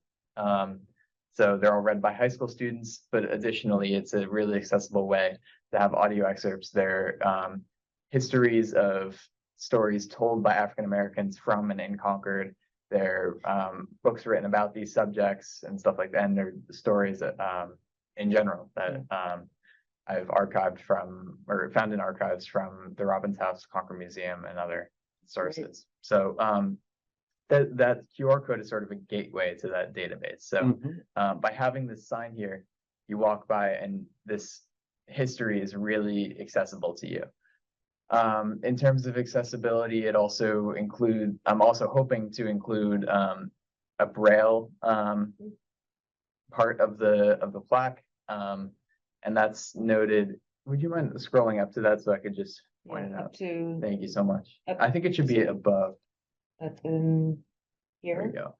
Yeah, So you have the little Braille in the corner, and that'll say QR code. The standard for Braille is to put it center below what you're trying to express. So that's below the QR code. And a lot of people who use Braille also rely on cell phones to interact in general. So once they can access that QR code, they can also access those audio excerpts. This text this sort of about 55 words of text here. That's a small anecdote about the area. That's sort of to draw you in, get you to use that QR code, sort of attract your attention as well. In the corner, you'll find the Robbins House's logo, which of course is my beneficiary and the group that I'm doing this project with. And as an aside, another sort of main point of this project is to raise up the profile of that museum as well. And they are part of the National Park Service African American Civil Rights Network, and that logo is also in the corner. At the top, there's just a title that says Brister Freeman Home Site, Brister Freeman's home site. So that's sort of what I'm hoping can happen, and I have some more technical details that I can go over as well. Thank you. It sounds, again, continuing great project. Long time in coming in terms of raising awareness of the issue. So thank you for that. Yeah, I'd love to learn more about the details of the sign, right? Because it is an important issue. And so really, should be a quality sign as well, right? Of course. And should be So- enduring. So anyway, just wanted to hear your thoughts on what you would suggest for the sign. Yeah, I was talking to Ms. Kay, who was really kind enough to share some of the sources that you've had for signage in the past that the Division and Commission of Natural Resources have done. And I did a little more research on my own just to figure out what I thought would be the best way of doing this. And as you say, it's really important that this endures and that it's not just something that's going to break down after a couple of years. So I want this to be a lasting impact on the town. So what the sort of idea I had is there's a printer called Voss Signs, as you shared with me. And I didn't include an image, but you might be familiar with a sign that already exists in Fairyland, which lists the conservation lands rules. It's on a 18 by 24 aluminum sign, which is backed by it has a wooden backing and is on a wood post in the ground as well. Thinking of a very similar format to that. In terms of the specific details, I can also pull up. And would you also mind scrolling down? I have a sort of mock-up sketches requested. I know it's not ideal on paper. Yeah. Yep. But you can sort of get a sense of the measurements I'm looking at, and I can explain it in words because it'll probably be easier to understand. Just give me one moment. Sorry. So the material itself is heavy gauge aluminum. The final design, I have a lot of red writing on my design that says sample, which is just to show that it's not the final design. Laurel Ambrose is a graphic designer that we're hoping to work with to get a designer's eye on it and make it something that really does attract your attention. And as I said, printed from Voss Signs. In terms of the sizing, you mentioned that you prefer it to be only as large as necessary. So what I'm proposing is 12 inches by 18 inches. I think the best way of doing it is vertical because that's similar to a lot of other signage that exists already in Fairyland. That's just what I've noticed. The mock-up I've drawn is horizontal, but it would just be a similar thing in a vertical format. I thought I'd leave it up to your discretion in case you had any idea. This drawing I've made, I know it's all conflicting, but this is a horizontal version. So you can get it's drawn to scale 1 foot to 1 inch, although now that it's on the screen, it doesn't really work so well. But it's drawn to scale so you can get a sense of how that sign would compare to the height of the post. Post would stick 4 feet above the ground, 2 feet below to make sure that it's half of the height of the post. It's not going to go anywhere. I'll purchase pressure treated wood from Concord Lumber to make a supportive structure that, in addition to that post, there will be attached to it a wooden frame that will hold that sign. Make sure it doesn't go anywhere. I'm not sure if this is stuff that people normally explain, but I'll go into it. The hole just 1 feet in diameter. Make sure to drive a few screws into the post ahead of time and use concrete. Driving screws into it will just allow the concrete to grip a little bit stronger. Below the concrete, a few inches of gravel for drainage, ensuring that the concrete slopes away from the posts so that to avoid pooling of water next to and rotting of the wood. And I'll cover it all up with some soil to make it look pretty, but I think the concrete will go a long way in making sure it stays where it's supposed to be. I will make sure to obtain a DigSafe ticket ahead of time as well. And I don't know if you have a preference on this either, but use fast setting and not pre-mixed concrete. Just pour in the concrete, add water. That's kind of to do it. And I didn't mention that the post is 4 by 4, 6 feet because 4 feet above ground, 2 feet below. And the backing of wood will probably be about 1 to 2 inches thick. I think that's all the details that I had, pretty much. Okay, thank you. That was a nice detailed overview. I appreciate that. So I guess the only question I had is, again, important moment in time, great educational. for a lot of people. And hopefully to learn more about it, as you say, through the QR code. And again, it's really the endurance of it, right? Because it's, you know, it is an important step. It's an important moment. So Delia, just from your experience on your aluminum signs that are out there, is it 10 years, 15 years? I don't know, obviously. Yeah, I would say it's probably 10 or 15 years. Yeah. Yeah. Yeah. Yeah. Okay. Because again, it's one of those things where we wanted to endure, right? So is there maybe a further thought that maybe it would step up to something that's more permanent, if you will, something like a brass plaque? QR codes might create problems with that, and certainly we respect budgets as well. But again, if it's something that's going to be there next year, 10 years from now, 20 years from now, 30 years from now, may want to consider something that is a little bit more permanent, because even the wood post and the wood backing will only have X amount of life out there in the environment, right? Whether it's 10, 15 years. But again, just consideration. So we had talked about a brass plaque in the beginning, and you had decided that that was not something that. Yeah, it's something I did a lot of research into before deciding on aluminum. I think aluminum fits better with my budget. But I agree that it's important for longevity. And yeah, the aluminum seemed to be the best idea I had, as opposed to bronze or brass or wood. But I am open to other ideas. So I wonder if some sort of a plaque, bronze or brass or something in a stone. That's what I was thinking too, in Yeah. terms of just that, you know, never have to worry about a post rotting, the backing rotting, right, which is a wood backing, right? And again, it might just, you know, if it's a appropriate stone with whatever the sign is on it that can last, it'll be there for decades, right? You know, that's the hope and the goal. Then again, just, you know, food for consideration, if you will, because it is, as you say, an important moment. Yeah. Anyway, just if you, as you investigate We signage can and talk capacity, offline you know, about yeah. just what materials are going to work and bring something back to the commission.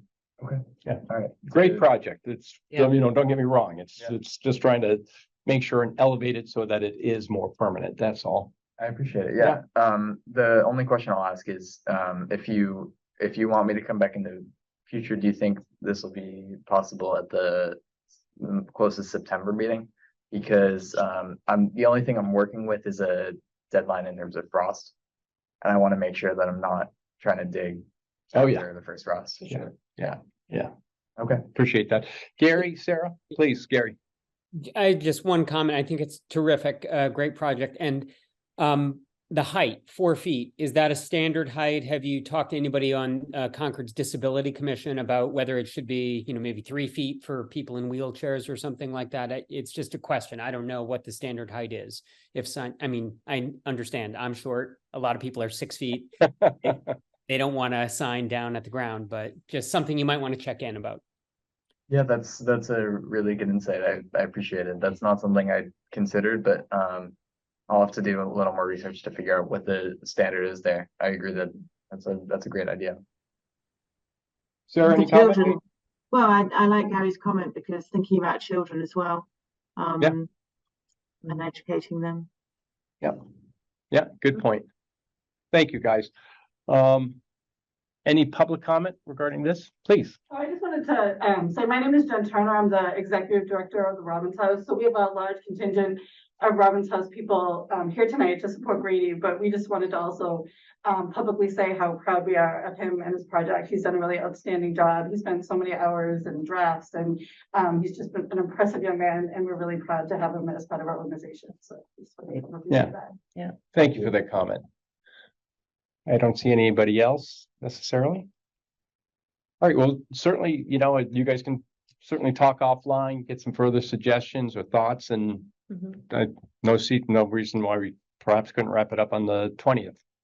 Yeah, that would be super helpful. And thank you all so much for your time. And thank you for all of your extra time offline and everything. Yeah, no, thank you. Yeah. Yeah, It's a great project. I really appreciate it. you bet. Thank you. As do we. All right, so We're gonna spring back a little bit. I think we have one more application this evening, Mhm. right? 768, notice of intent for 768 Elm Street, which is DP file 137-1650. Thank you.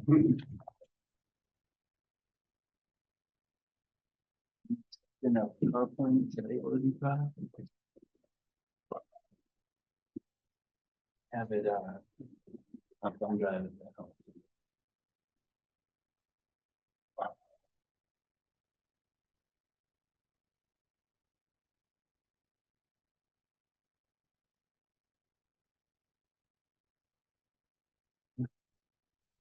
If you guys want to do name and address for the record, please. Yeah, so good evening, Kerry McCormick, Director of Development, Crosspoint Associates. With me tonight is Brian Butler with Oxbow Associates, our wetland science expert. Brandon Lee with Kelly Engineering, our civil engineer. And also online is Bess Maneva with Halverson, and our landscape architects. Thank you. So just a little background on the project and Crosspoint and who we are, so. Do you want to drive? Right.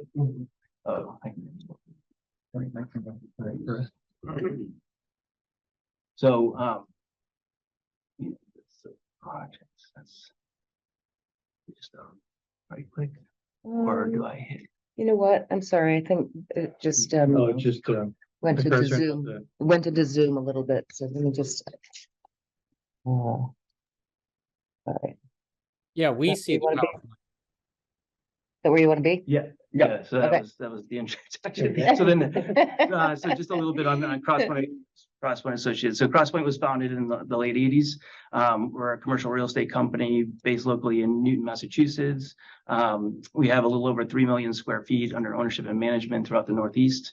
And one of our areas that we really specialize in is revitalizing kind of community-based centers. So that's kind of what the project is that we're proposing tonight. So we have a lot of expertise in that area. So we can flip to the third slide, so just to get everybody acclimated. So we're here before you tonight to review our notice of intent that we filed for 768 Elm Street. So that's kind of at the junction of Baker Ave, Route 2, and Elm Street there, adjacent to the newly permitted and approved Dunkin' Donuts. And then to the east would be the Best Western. And then our other abutter is really the Assabet River to the rear site. So it's the site's just under 5 acres and the majority of it to the rear is undeveloped at this time. So about half the site. Can you flip to the next one? So the Paparazzi, which I probably believe that everyone is pretty familiar with, recently closed, and probably not very happy about that. We understood it was very utilized location amongst the community. So unfortunately that their lease ended and the current owner of the property is not looking to revitalize and put a lot more money into it. So that's where they came to us. And so we have it under agreement to purchase the property. There's, a lot of things challenge with the site right now. So as you can see, almost the entire site is impervious. There's only a little bit of landscape areas, which isn't really even landscape, it's just kind of greenery and some weeds out front at this point in time. There's little or no stormwater. The stormwater management really just sheet flows to the back and goes down culverts, which Brandon will get into more detail on that. And then of course the septic system has totally failed, and it's been that way for a little bit and needs to be completely redone. So there's a lot of money capital that needed to go back into the property, and to try to turn that into, it just wasn't going to be feasible. So, so we're looking to propose kind of something a little bit different. The next slide.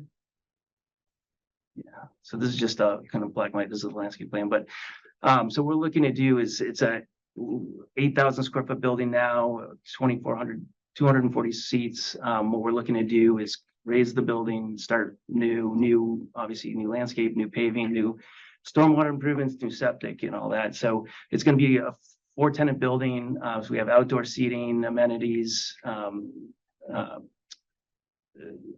else is new seating amenities for there's two proposed restaurants. We've been working with the town. We've had 2 meetings with the town to this date. We've been able to incorporate a significant number of their suggestions into the project. Existing, there's 143 parking spaces. We reduced the parking down to 115 parking spaces, so significantly reduced that. There's over 30% of impervious within the 100-foot buffer that's been reduced, and over a third of an acre of impervious over across the entire site, which our team will get into more detail then. So you'll see that there's actually, and Vesna will get into a lot more detail. She has a colored plan that will show a lot more detail on the plantings, but we've really gone to great length to add a lot of landscape, add trees for shade, to reduce the heat island effect wherever possible, for seating, outdoor seating, and whatnot. The stormwater improvements, you'll see when Brandon walks you through that there's going to be multiple areas of treatment that weren't there before. And then we've accommodated for restaurants with a new septic system, on-site septic system with grease traps individually for each restaurant use or potential restaurant use for the site. So, you know, we kind of been working through the project for a while now, and I'm glad to be able to put this package in front of you. And hopefully you've seen it as quite a bit of an improvement to the site and where it is today. So with that, I'll turn it over to Ryan for the environment piece. Yeah, as Kerry said, I think this is a easy marketing to compel you that it's a big improvement in the over existing conditions, which is kind of the objective of most of the applicable environmental regulations. This is just a overview because most of the drawings that are the official plans are cropped because the riverfront is so remote. So we show that we continue the riverfront, meaning, you know, high water line from the 794 Elm Street project. So it just keeps on going as shown there. And the purple line that bisects the northerly part of that parking lot is the 200-foot riverfront area. Yeah. So it doesn't glance it, but it's a fairly minor component to the riverfront area. Then also the BVW is pretty well defined because the slope is pretty abrupt and the parking lot is say around 125, and I think the elevation of the floodplain or the river flood, it's not official floodplain, but the floodplain containing the BVW is about 115, so nearly a 10-foot drop. So it's a pretty abrupt change. And once you go out of the wetlands and into the upland, then you get into the invasive species jungle that is kind of like the greatest hits from the MIPAG invasive species list. Knotweed, bittersweet, buckthorn, et cetera, et cetera. Not a real surprise given the use of it. And I think you're all aware, but it was originally built as a Howard Johnson's in 1950-51, and the stormwater system reflects that vintage. So it's easy to Brendan will explain the improvements, but almost anything would be a magnanimous improvement in that regard. You can go to the next one, I think. There, let me see on last up. This just is a colored version of the plan that was submitted with the resource area plan submitted with the original filing, but we just colored it up for display tonight. We'll be going through you can see the bioswales here and the stormwater management and features, and we already elaborated on the resource areas, so we can flip to the next one if you would. Oh, is that it?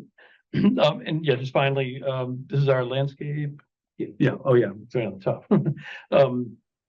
And we do have a colored up version of that.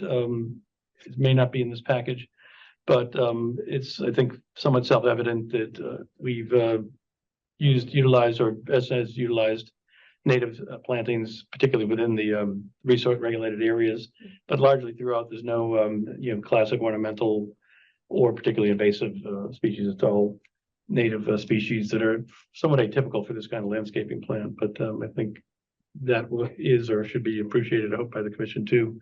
It's not just going to be a mow it, fertilize it to death, and stick new annual flowers in there every spring and then throw. I actually got a nice collection of flower pots from down over the hill there. I guess the hotel or something must have thrown all the sunflower plantings they did one year, and so I took them, pulled them out of there, took about 5-10 pounds of plastic and spared me from buying them for my own use. I think the next is it's the engineering section. Yeah. Brandon, take that. Thank you. You have the existing slide there? It's at the end. You want you mean, you want to use, Brian's in the front, you want to just flip up to Brian's, that version with the aerial? Sure, it's fine. Yeah, can we go to the front, all the way to the back, the front rather of The front. You mean the? Brian's, I think it's Brian's first slide on when I got into the, Oh, I'm sorry. This one? one more. one before. There we Yeah, go. that one. Second, is that what you're looking for? Yeah, that's fine. This is to see the existing site, the existing pavement, just, there's no stormwater management on site. Just sheets flows off the existing pavement. Everything drains to the north of the site, into the wetlands. They are concentrated and within two locations, two paved, swales. One on the left side of the site and one kind of to the back right. Around there, Brandon? Yep, that's the one on the right, and then there's one on the left near the, yep, in that corner. And there's also the existing edge of pavement is, the closest point is 21 feet from the bordering vegetative wetlands. If you go over to the proposed, resource areas, yep. So for the proposed site, we will significantly improve the stormwater management on site. We've designed a stormwater management system that fully complies with Mass DEP stormwater management standards. Within the left portion of the site, the parking lot, that will drain into a bioretention swale. So we are proposing LIDs, low impact development. This is a bioretention swale that's 18 inches deep and 11 feet wide. And then it discharges through a flared end section with a riprap. This is the same location as the existing paved swale that overflows to the wetlands.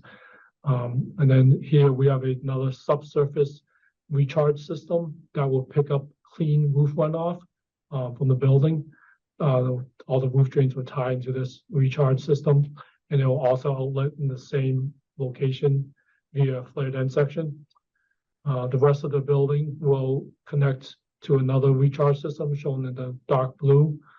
And then in the front parking lot, we have deep sump coated catch basins, as well as a proprietary water quality device.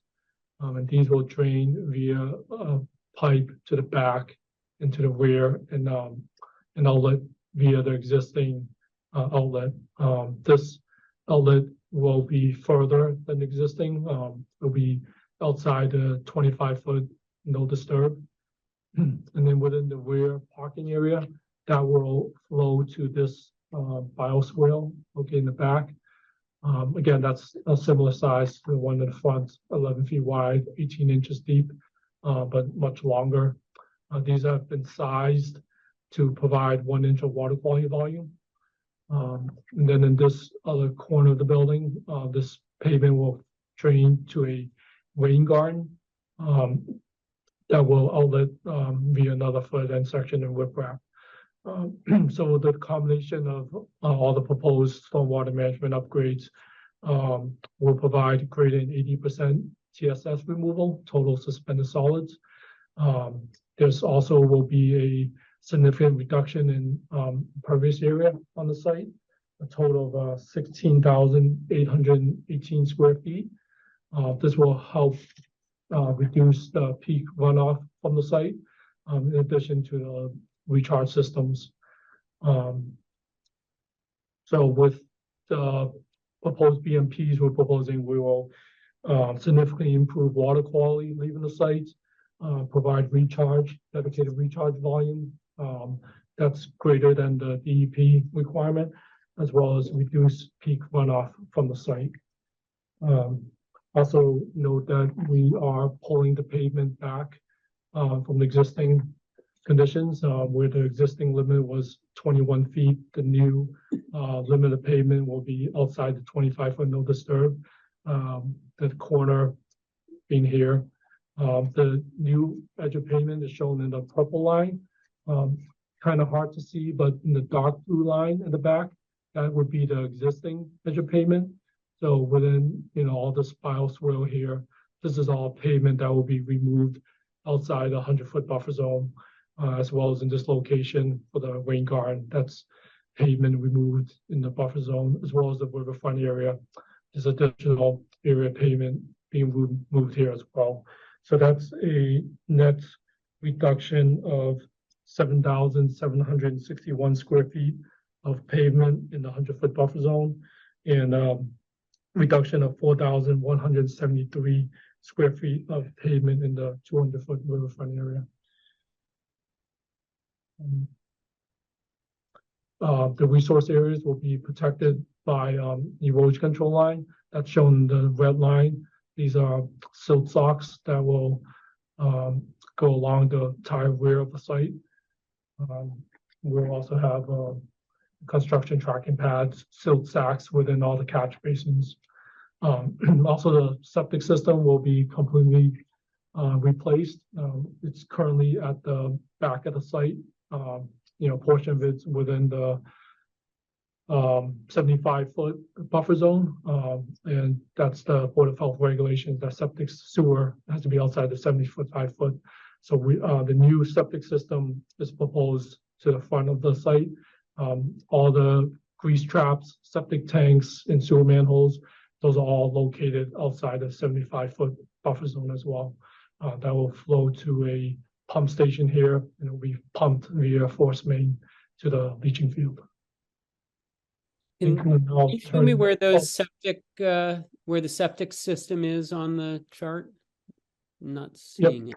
So the new septic system, so in the back for the restaurants, there'll be grease traps and as well as septic tanks. So there's a tank here. There's another tank here as well. And then a larger septic tank located here. And then will flow to a pump station located. I'm not seeing your cursor is the issue, but I guess it's. Because. Oh, I'm sorry. Yeah. Sorry about that. We'll use the Okay. pointer. So here, Okay. here. And then this is the Yeah. pump station here. Okay. And then this is the proposed leaching field is, oops, sorry. The two large rectangles in the front. Yeah, stippled or Yeah. something. Yeah. These And those are right both here. active, right? Those are live. Those are the two proposed ones. Yeah. And the old one is In the back here. That's correct. I mean, they're both live, they're not reserved, they're both gonna be used. So they'll be under the parking lot, the leach fields. Yes. And almost onto Elm Street, yeah. Mhm. Thank you. And then also, it's shown in the yellow is the snow storage, and we've located all of those outside the 50-foot buffer zone. I can't, on the yellow, Yeah, it seems like So a there's- bunch of there's al- yellow going on. Yeah, there's some conflicts there's some plans that, between the site plan and the landscape plan, they show different snow storage areas. And I think this one actually, yeah, so this is the proposed location shown on the site plans. So this is shown outside the 50-foot. yeah, The back one's not outside the 50, though, is it? It is. so it is on this plan. So there's Oh, yes. No. Yeah. Right at the 50. Right at the- Yeah. Now I'll turn it over to Vesna. We want to, well, go ahead. Yeah, we can get into that. We'll collect everything at the end. See, there's actually a nicer landscape plan. We saved it for Vesna to be able to show. Thank Yeah, they're to the last slide or something like that, perhaps. I'll just click through them maybe. Yeah, if you can just move on to the. Yeah. So why they're not, You think that's the last plan or is it further Uh, down in the deck? It looks like you're not moving off of this one. yeah, let's just see what. Might have to zoom out. Oh, yeah, that, it's probably hung up because of that. So, yeah, landscape there, 12.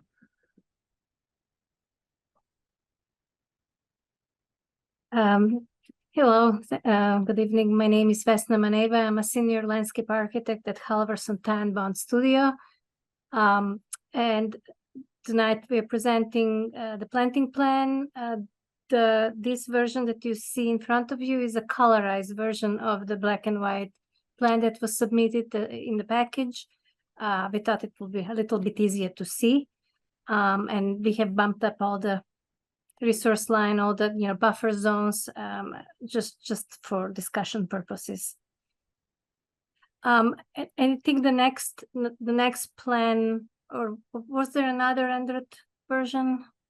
It may have been. That's the zoomed in one. So we can, if you want to zoom in a little bit more, maybe it'll be. Okay. Does that help? Yeah. But this is fine. So there was one that had some plant lists on it, but nevertheless, so the approach that we have taken was we know that there will be pavement that is being removed, and that area between the new curb line and the existing tree line, which is being retained, we consider it as its own zone. So that is within the 100-foot buffer area, and it's shown as kind of a cream yellow color here on this plan with some dots on it. And for that area, we are proposing just a couple of different trees. All the species that we are proposing are native, so no cultivars, so there will be a conservation grade. There will be, we have Amelanchier here, serviceberry, we have red oak, and then for the shrubs, we have Aronia, which is brilliant chokeberry, Hemamelis virginiana, witch hazel, Spirea, meadowsweet, and Viburnum nudum, which is wither rod. And they're all, the area that you see there, it's full sun, north is up on the plan. So these are all plants that we think will do well in that area. Then when you see with kind of like a minty green, we have a different plant list for the bioswales as well. And that will be a combination of shrubs and some native grasses and native perennials. Winter interest was important, so we are showing some Ilex glabra, which will be evergreen, that's inkberry holly, winterberry holly, which will have the berries for looks and also as a wildlife value, and the Rhodosia dogwood with the red canes. It's also has both ecological role as well as having some aesthetic role. And then the third category of planting list that we have is the general landscape, which is the front of house, everything that is outside of the 100-foot buffer zone. Again, we are going with native species. We chose some that we know can be tolerant of, urban conditions or like a parking lot conditions, really. So for the trees, we have red maple and tupelo.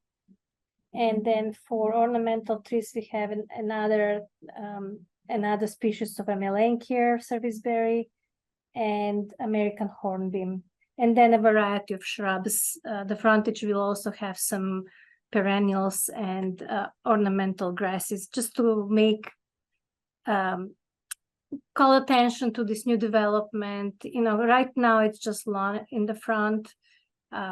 This will be much more engaging for people that are driving down Elm Street, and more inviting to get into this new development. Oh, I also wanted to mention there is an existing vegetation along the front, along the edge with the hotel next door that is shown with kind of like a bubble, gray-green bubble. Those are going to stay, and then we are planting the part in front, which is currently, I believe, just pavement.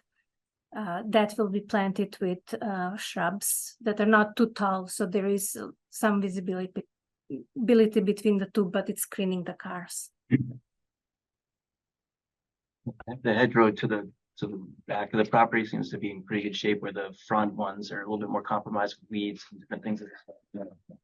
That we take that, we replace those up front. Okay.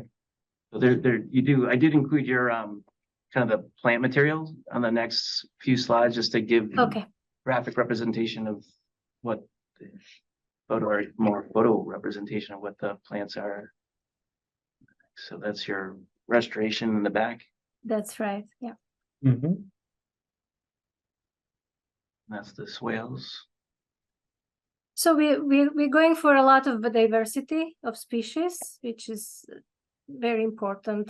But these are also tried and true. Sort of, we know that they're going to work because we've used them on many projects, and they're not things that require a lot of maintenance. So everything requires maintenance, but these are the kind of trees and shrubs that retain a shape, or they provide a lot of pollinator value. That's when aesthetic value is important too. And Vesna, could you just talk a little about the maintenance schedule for, besides the woody planting, just the meadow, grassy, and bioswale is the typical maintenance scheme? Yeah, so for the meadow areas, there is an establishment period for the meadows that we have chosen. The seed mixes are from New England Wetland Plants. That's a company in Western Massachusetts that really specializes in native plant materials. And they have a variety of seed mixes, and the ones that we chose, the Upland Restoration seed mix, has a lot of grasses and a few forbs, and the reason for that is because we know that it's probably going to need to be mowed more frequently, hearing that there is some invasive species in the area, and that will be a good way to control them. The establishment period is 3 years usually. The first year, the mowing schedule will be, we can provide a specification to clarify that, but usually there is a mowing schedule like every 4 to 6 weeks the first year. The second year is less, and then once the meadow is established, that mowing can happen once a year.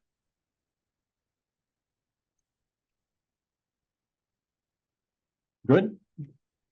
Okay. If you'd like, I mean, it was presented in the narrative here, the accompanying the notice.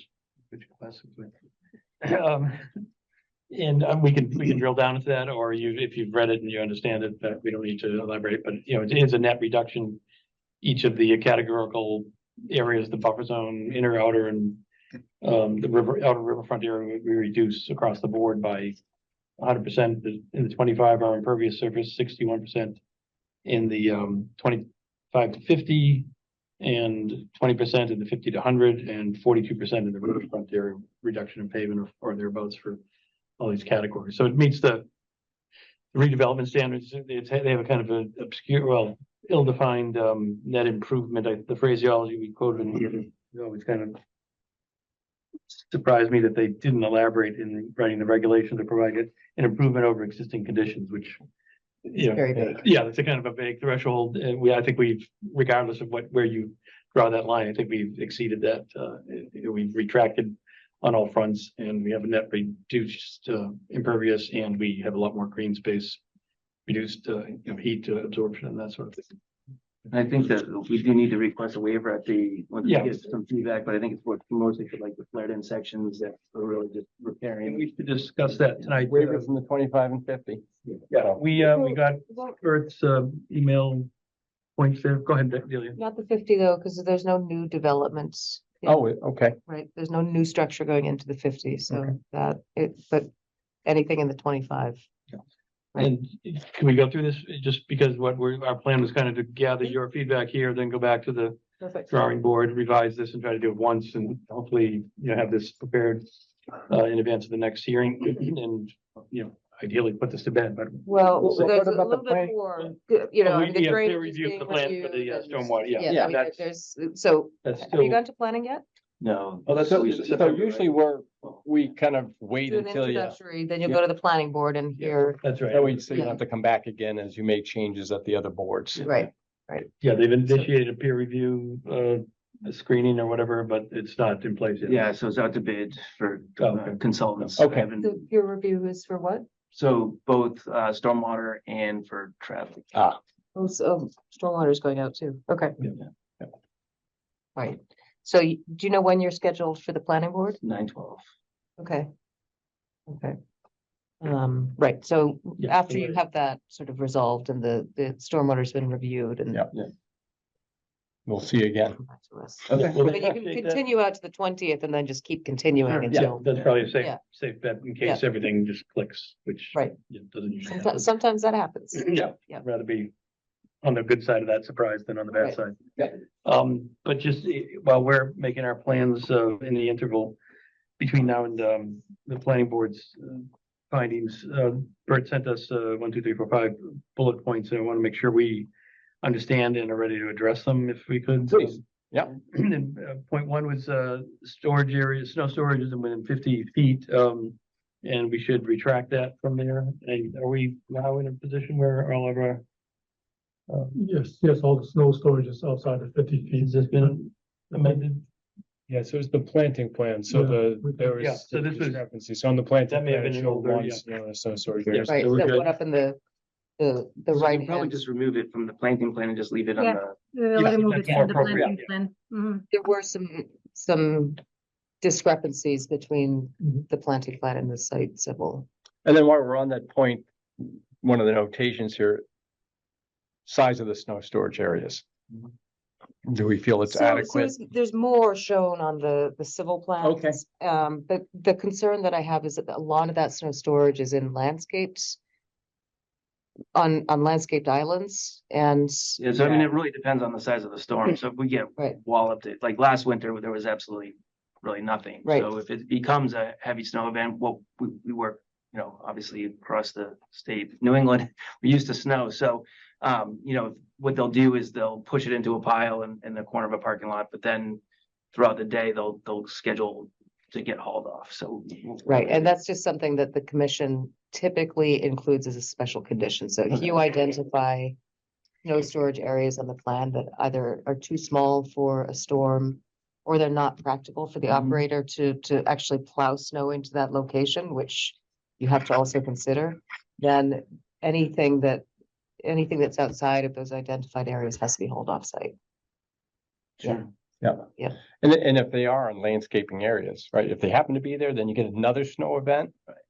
How do you take them off that landscape area as you're, taking some away in preparation for Yeah, so another what event? they would do is if it's a big event, in this site, they would push it to the back and then kind of stockpile it there and then move it off. So we can just show the site where they can. Yeah, I mean, I think there needs to be a little bit more thought about the snow storage locations, because if it gets, I don't think it's being shown right now as being pushed to the back of the site.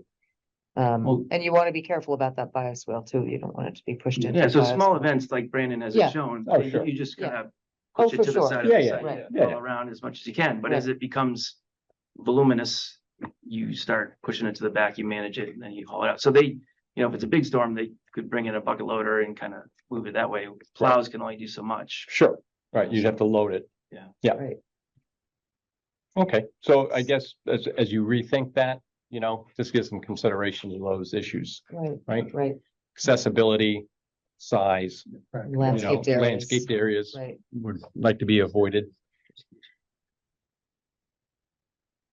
And point 2 was invasive species management outside or within the bioswale and I guess the naturalized meadow there, which knotweed is going to be problematic. It's going to be sending roots through there pretty Aggressively. rest of eternity. Yeah, and it is an aggressive stolen creeper. We would probably ideally would be to nip it in the bud with very acute spraying in the spring or whenever it starts to sprout, would be if it becomes problematic, if it starts to invade the bioswale area. Bioswale probably not so much, but the meadow around it I think might be problematic. And that could be mowed to some extent to control it, but Vesta, would you agree that spot application might be the prudent I just thought, you're the professional, but maybe a butyl rubber or some kind of plastic barrier to discourage the root creep from the periphery. Is that For not with that's beyond my personal expertise, I think, I hear that it's a very difficult one to control without herbicides. Right, Yeah. so it'll grow through asphalt, so. That's true, yeah. Yeah. You know, so the barriers are not effective Mm. and, you know, herbicide is the only Yeah. effective way that I've seen that will control it.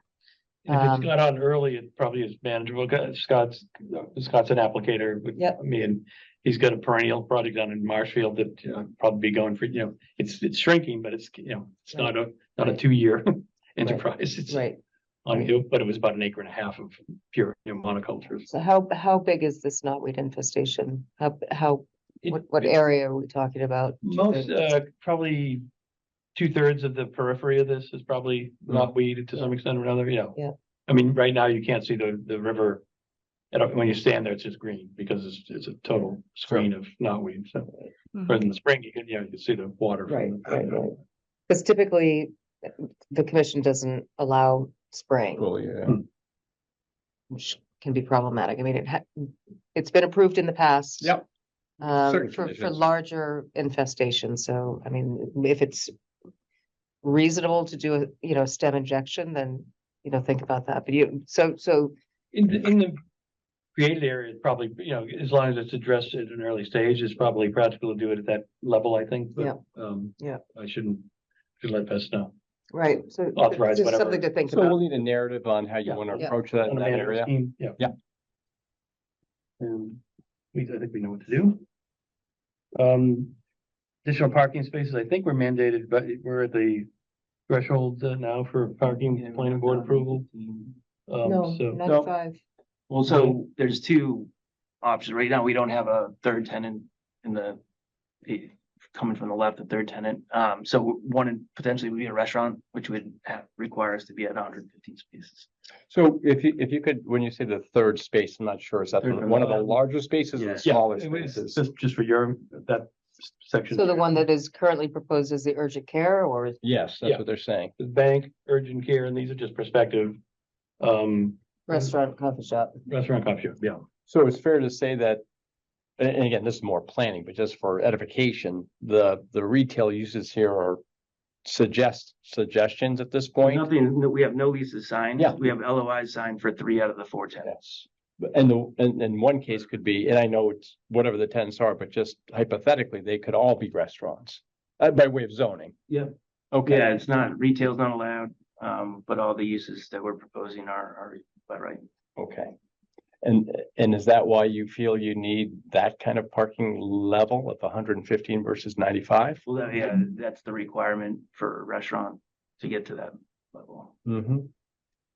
And what if it ends up being, what if it's not a restaurant at the end of the day? What if it's more benign in terms of a parking requirement? Well, I mean, we would really prefer to have the level of parking that we show there to have the flexibility. The leases expire eventually, and you wouldn't want to have to come back here and say, well, now we're gonna add parking spaces. Granted, we've integrated a grease trap for that third unit. Yeah. To have that flexibility to go, with a restaurant in that location, just do it now. We don't know when that lease will be signed. It's obviously a challenging market for restaurants. It's challenging for retail too, but. What about reserve spaces? Yeah. Again, you've got some parking back here, right, which is really touching on the back side here, right? These, for example, right, some of those spaces. The question is, could you allocate that area for future parking, but not necessarily build it initially and keep it permeable? And if you need the spaces and you come back and say, this is why we need them, simple justification, we sign a restaurant. They're going to have X amount of patrons, tables, seats. And we want to, finish or supplement the parking at that level. Yeah, I mean, so one of the challenges we're showing, this plan to the tenants and, kind of the expectations. Some of them are actually pretty robust parking users, particularly the smaller tenants that happen to be the restaurants and the coffee. I think they're looking for the number of parking spaces. They're gonna have employees. It is not, there's no drive-through on here, so everything is park and walk in. I thought the bank was. The bank drive, but for the. Oh, for the. It's like packed and no drive-throughs allowed. Right. The mothers with twins in the backseat have to get out and go to get. Yeah, understand coffee shops usually drive a high parking ratio. Yeah. But a 2,400 square foot restaurant, you know, with back of the house and kitchen, how many seats are there really at the end of the day? I mean, I'm just trying to, and again, it's really not our purview. But it's just trying to understand the need for the asphalt and the parking. Yeah. Yeah, I mean, we've done our, tried to work hard to reduce significantly and put the landscape in place. Yeah, and I think it's just our simple suggestion that if some of the parking that's close to the resource area could be held in reserve a little bit, understand your tenants are looking for it, but if they come and actually sign a lease and you say, look, now we need those spaces because we have 2 restaurants and here's the seat count, then it could be, sure, that would make sense to build those out. But if that falls away, and again, these are interim conditions perhaps, but you may not need all that parking if the lease plays out differently. Right. That's all. So for consideration there, if you could think about that, that would be appreciated. Waiver request, I think so we don't need for the 25, but we will want one for the 50. Other way. I'm sorry. Yeah, I Oh, agree. yeah, the flared end, yeah. Flared end. There's no new structural elements in the 25 and 50, but not Nothing new area with structural. Right. And lastly, the rain garden, I think Bert says it extends, and I'm not sure if it's a rain garden or the bioswale. It was the rain garden. It was over, this side. So it looks like it. Oh, yeah. So the small, here in Sarah, the small rectangular rain garden, I don't know if it's back. Yeah. Let's put it back up so they can see it and anybody else can see it online.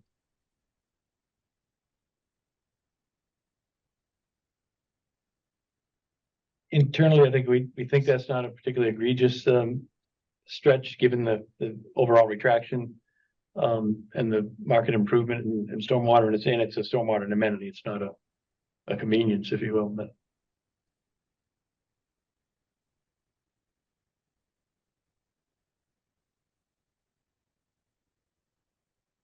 Yeah.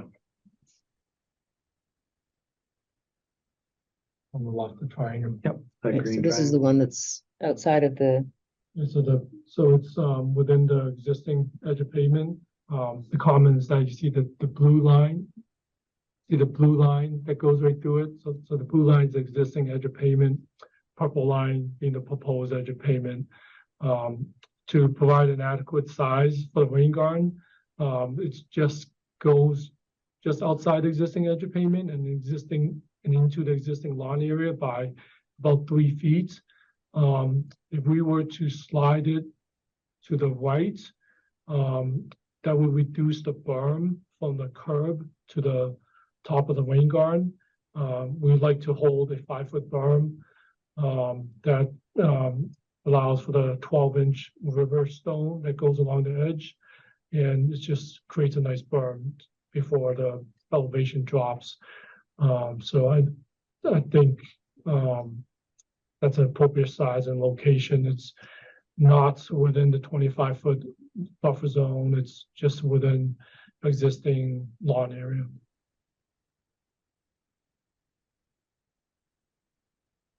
Looks like it's gonna have 25. it's right at the edge and it's Yeah. in the no build zone, but. Yeah. I mean, you could back it up a little bit, couldn't you?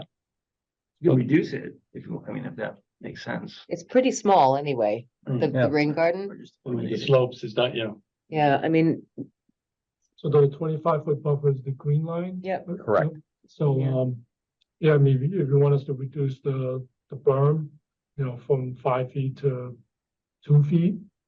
And then, so you just have the riverbed and the river stone, and then it stops dropping. I mean, it's not a very deep, rain garden. I think it's about 18 inches deep, so. so what sort of volume is it treating? Within that, parking area. Yeah. And I have the volume. Well, It's treats to 1 inch over the impervious area. 1 inch Over that immediate parking area. Right? Yes. Yeah. for the 2 year. Just a 1 inch over One- the area, the water quality volume. I mean, it's, yeah. I think there's so much improvement. Yeah. Overall that, Okay. you know, I. Yeah. I- Right on the border. Right on the border. Okay. There is this one. So I can't remember which plan. That's kind of on the border too. Yeah. The, It's a bit- the Bioswale proper as well too. Yes, Coming down. Well, The asphalt goes down over the hill there, if you see the Right. blue line, yeah, I where you're see. going now, Okay. the asphalt actually goes almost all the way down to the base where So you just need to Roseville bring- goes there now. you just need to bring those erosion controls out around, because you're taking that out. So if you could just show the erosion controls around that existing one.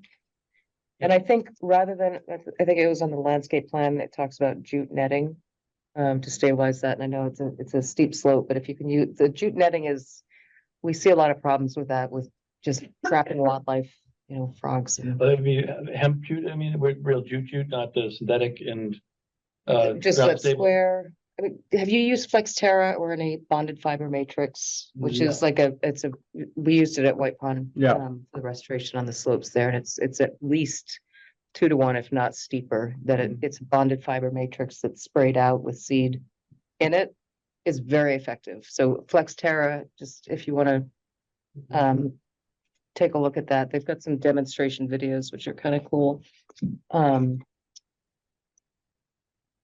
You know, something like that. Yeah. I think would be really good. Better application. That's Yeah. like a sprayed, like, it really like like when you're spraying the seed, that sort of thing, but it has a bonding agent in it, right? I think I Exactly. used it somewhere. Yeah, exactly. I can't remember who did that study. There was was it out in Utah? They did this, Yeah, it's they Utah. compared like 3 or 4 of these bonded fiber matrix products, and they basically did like a storm through, you know, a rainfall through a grate on these products, you know, different types, and then did the runoff and looked at turbidity and, you know, runoff, just the volume of sediment that was coming off them. And this was an independent, you know, study that was done, and Flexterra was just, it was very high. And it lets growth, I mean, it's It does, preferable you for can put, you shoots. add seed into it. Yep. So. All right. Thank you, Gary. Let's let them put down the Excuse me. jute anyway. Gary, Sarah, any comments? No, I mean, it looks like you've covered all the issues, so I look forward to seeing the final plans. You good, Sarah? Yes, thank you. Okay, any public comment on the application this evening? It's just down to a couple. All right, don't see any. So you guys are good, if you will, continuing to the 20th, and you'll see what other boards have for you as you go. You need a signature for that? Nope. Well, thanks very much. All right. Appreciate it. Yeah, thanks for the conversation. Yep, have a good time. Have a good evening. Thank you very much. Right. Thanks. Yeah, do my best to Jamie. Oh, yeah. Yeah. Thank you. All right, let's see. Other business. I believe excuse me, certificate extension request, Concord Green. Yes. Hello, I'm Sonia. I'm the property manager of Concord Green.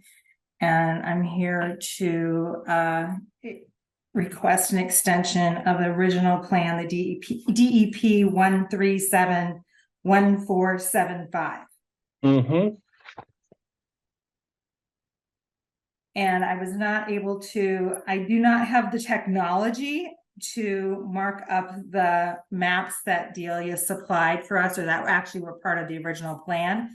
So I did it the old fashioned way with marker and a key, which Delia does have with her.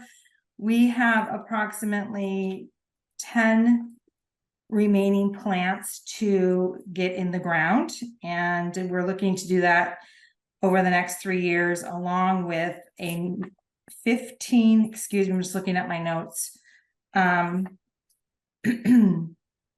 12 replacements. In addition, 12 replacements of plants that we did plant that actually died.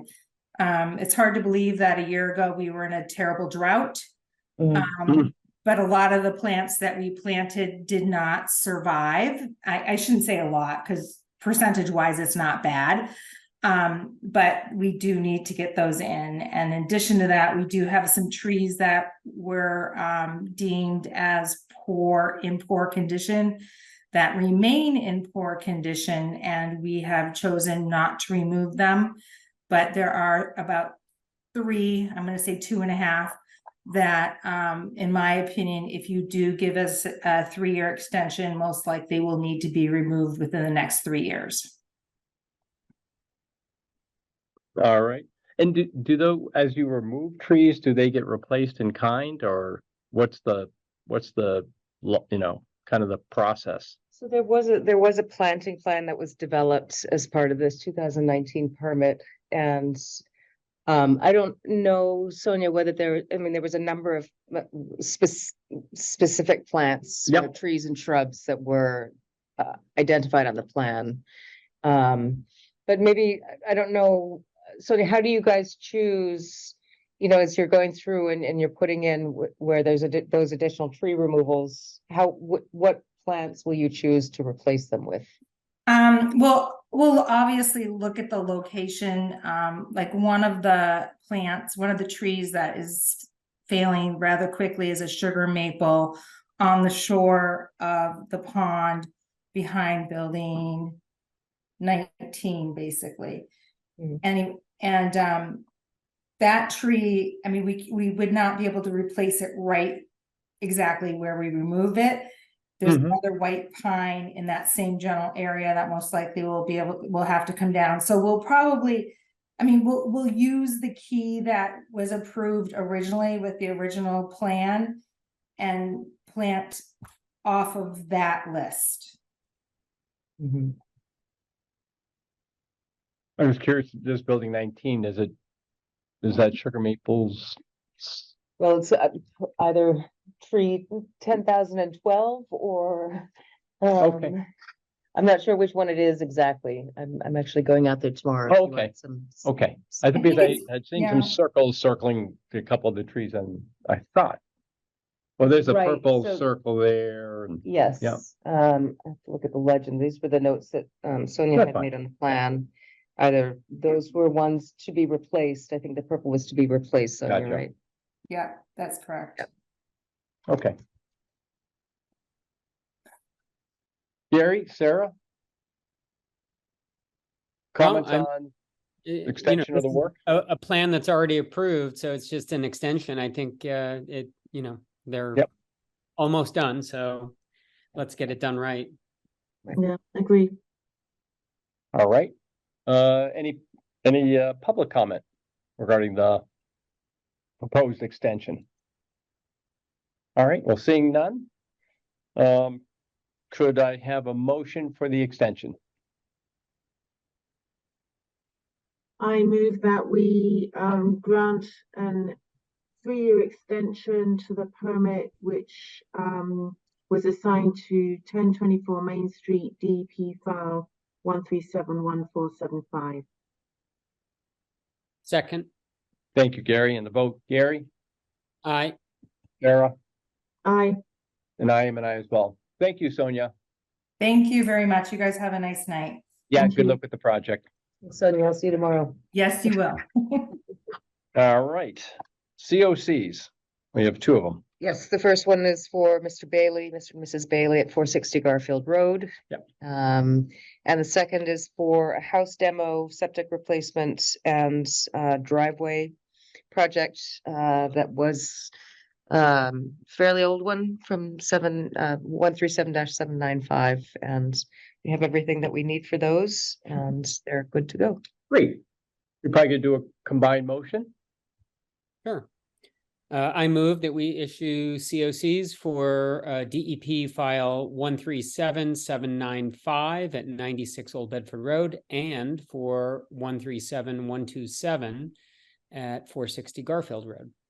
Second. Thank you, Sarah. Gary, Aye.